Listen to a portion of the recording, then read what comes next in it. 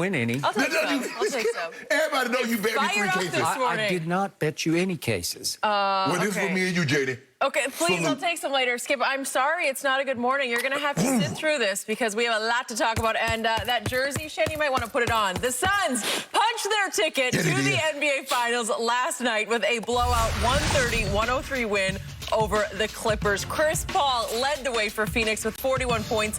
That included 7 threes plus 8 assists and 0 turnovers. And now the 16-year vet will play for his first NBA title next week. Shannon, how surprised were you by Chris Paul's performance? Skip, I was very surprised. You and I talked about yesterday in his 3 games that since he'd returned, he had gone 19 of 60 from the floor. He had not played well. He was turning the ball over. He was not very efficient, and he wasn't Chris Paul-like. Now, maybe that COVID had something to do with that, maybe. But I didn't recognize the guy from the previous series because when he basically just took apart the Denver Nuggets. And then in the closeout game, he drops 37 and says, okay, now y'all know why I'm the point guard.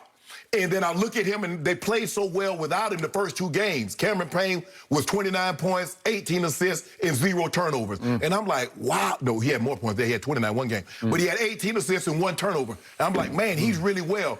And then you get Chris Paul comes back, and he's more methodical than Cameron Payne as far as pushing the pace. And he's not shooting very well because, guess what? The first game, he and Devin Booker, 10 of 40 from the field. They had gotten outplayed by the backcourt of Patrick Beverley and Reggie Jackson. And I'm like, Chris Broussard, I was like, if they continue to play like this, if that backcourt outplays the Suns' backcourt, they're going to be in trouble. And then last night, Skip, that was special. The Clippers cut it down to 7. They reinsert Chris Paul. Chris Paul scores 27 of their next 35 points. Ends the night. So he checks in. They're down. They're up 7. He checks out. They're up 24. I know that was... And great players have that ability. And that's what Chris Paul is. Chris Paul is a great player. And I'm finally glad he gets an opportunity to show it on the big stage.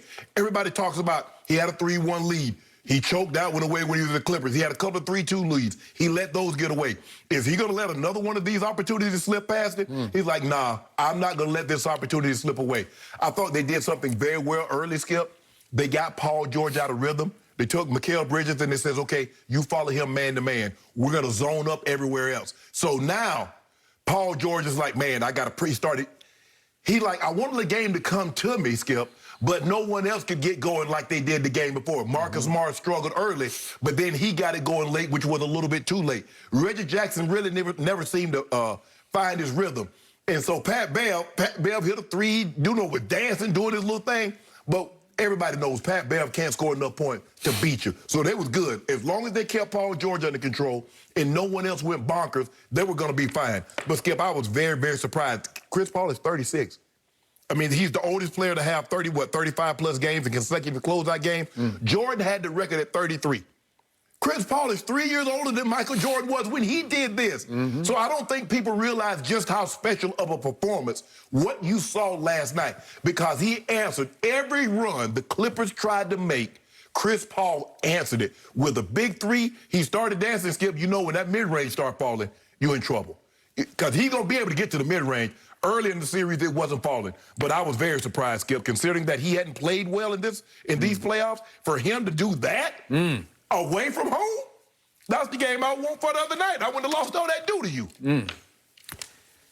I am way beyond very surprised. In my career, my lengthy career, I have never, ever witnessed something so unexpected, so shocking, so that cannot be happening before my very eyes as what Chris Paul did, especially in the second half, Yes. and to your point, late third, all the way through the fourth quarter last night. I didn't see it coming because he seemed like he had become the weakest link on the Suns. Right. Again, you were correct yesterday, day before yesterday, campaigning, so to speak, for campaign to get a little more run. Yes, he did play him some with Chris Paul. But to your point, you wanted him to get equal minutes with Chris Paul because Chris Paul was looking a little bit old and a little bit slow. To my eye, when Chris Paul, until last night, tried to shoot a three, he had to kind of put a little oomph in it to just get it to the bucket. Right. And he had gone 0 for his last 9 in the 2 previous games from 3 before this happened. He made 7 of 8 threes last night. That's impossible. Right. How much would you have bet against him making 7 of 8 after he was 0 for 9 and 2 for 16 for this series in the games that he played? Right. When you think back to this playoffs, he banged up his shoulder so badly against your Lakers that he couldn't go for a while. Right. He couldn't even, like, shoot it sideways up to the basket, right? Those 3 games, he weren't very good. No.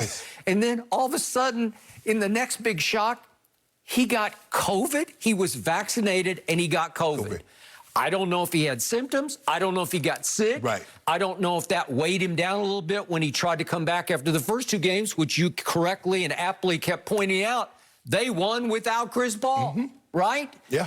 And he comes back, and it was starting to look like, dare I say, he was becoming a liability in those 3 games. Again, 19 of 60 through those 3 games. That and would he be wasn't even his normal defensive self. 3, 4, and 5. 19 of 60. That's 32% from the floor that he was shooting. Wow. And at one point, Boogie Cousins just took the ball away from him at half court and went down and scored, right? Yep. When does that happen to the point guard? Right. So I'm thinking, man, I don't know about him. If you told me that Devin Booker had scored 50 last night, I'd say, okay, you got me. And you wanted to bet me that he was going to score 40, and what did he wind up with, like 22, okay? He wasn't needed. But my point is, here's the bottom line. After the game, Chris Paul says something on ESPN about, it got so bad that I even needed to get an MRI on my hand. And I'm saying, what MRI? I don't know anything about MRI. And today, this morning, I read in USA Today, according to them, Chris Paul has torn ligaments in his shooting wrist. Wow. Torn ligaments in his shit. That's what they said. Right. That's the report in today's USA Today after the MRI of 2 days ago revealed he had torn ligaments. What? Oh, from the undercut, when Pat Bev undercut him on the 3, or when did he do it? I don't know. Oh. I don't know. That hasn't been specified, Okay. but maybe we'll find out more today or tomorrow about that as they come back from celebration. And by the way, speaking of celebration, our friend Lil Wayne was right in the middle of it because he's very close with Chris Paul. Right. He's going to join us from his home up in the San Fernando Valley. Right. At about 11:30 Eastern to go inside the Chris Paul that he first... Remember, Chris got drafted by New Orleans, and Wayne was just splashing at that point with that Carter 2 maybe in 2005. Right. So he was just arriving at the top of the rap game, and he and Chris became close friends, and Wayne went to every game at Staples in this series just to be there for him, sat courtside right across from the Phoenix bench. So we'll get into that. Right. And he'll give you more insight into Chris's psyche. But you want to talk about guts last night? The weight of the NBA world, I thought, was on Chris Paul's shoulder because he has a long history of coming up small in playoff games. He's blown a 3-1 lead. He's blown 2-0 leads. Right. And all of a sudden, it was starting to look like it was full momentum Clippers. And there are a couple of moments that I'll get into in a minute that looked like last night, here come the Clippers, being the Clippers again. And in the end, Chris Paul said no. I don't care if I got torn ligaments. I don't care if I got COVID. I'm not going to let this happen. Right. I'm going to the NBA Finals for the first time in my now 16-year NBA career. Well, that's extraordinary. That's impossible. That is greatness. I got to tell you, that's sheer greatness. I genuflect for that one. But they did, Skip. They did get off to a good start, better than what they did the night before. That wasn't Chris that got him off to a good start. But I was still concerned because I watched Pat Bev cross Chris Paul up. I'm like, Patrick Beverly crossed Chris Paul's an all-defensive guy. And you let Pat Bev is not known for handles. I'm like, oh, my God. I said, man, you know what? It just might be, Skip. It might be the Clippers' time. Okay, so the Suns had jumped out to as much as a 10-point lead early in that game. Right. And to your point, here came the Clippers featuring Patrick Beverly. And finally, Reggie Jackson joined the party with an and one, and with 5:35 left in the second quarter, the score got to be 50-all. And I thought, uh-oh, and I don't know what you thought, but I thought the same thing. Here they come. And guess who showed up at the party at that point? Somebody that you've been all over. You said, we need more from Jay Crowder. the man who got clowned by LeBron James in game, was it 3? Game 3 at up Staples. Up and under. When he leaned and leaned and leaned and then spun all around him and went up and under on him. That same Jay Crowder, in the last 4 games against the Clippers, he had scored 2 points, 9 points, 3 points, and 4 points. That's an average of 4.5 points a game. Right. He was 6 of 24 in the previous 4 games and 4 of 19 from 3. And in games 4 and 5, he was 1 of 10 from 3. And guess what happened? When it got